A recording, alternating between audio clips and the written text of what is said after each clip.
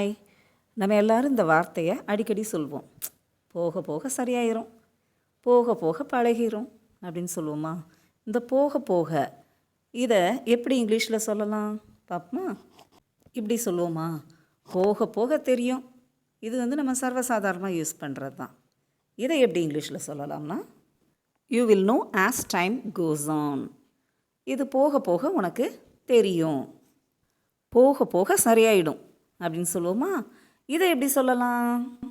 Things will get better over time. அதாவது over time, time ஆக ஆக பெட்டர் சரியாயிடும். ஓகே.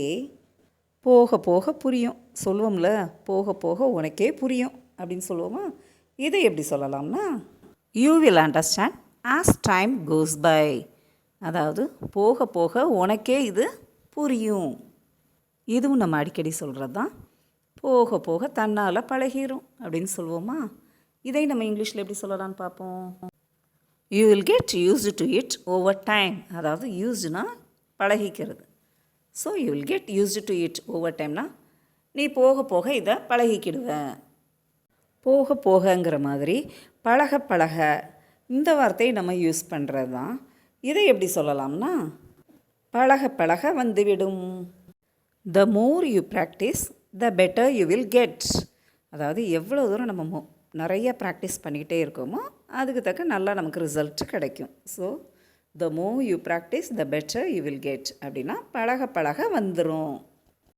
இந்த ஸ்போக்கன் இங்கிலீஷ் வீடியோஸ்லாம் பார்க்குறதோடு இல்லாமல் நல்லா பேசி பேசி பழகணும். அப்படி பழகினா தான் நம்ம இங்கிலீஷில் நல்லா ஃப்ளூயண்ட்டாக பேசலாம். இதை எப்படி இங்கிலீஷில் சொல்லலாம்? By practicing more, you will be able to speak English well. So நம்ம நல்லா எவ்வளோ தூரம் ப்ராக்டிஸ் பண்ணிக்கிட்டே இருக்கோமோ நல்லா இங்கிலீஷ்லையும் பேசலாம். ஓகே. இதே தான் வியர்ஸ், நம்ம எந்த அளவு வீடியோஸ் பார்க்குறோங்கிறது பெருசு இல்லை.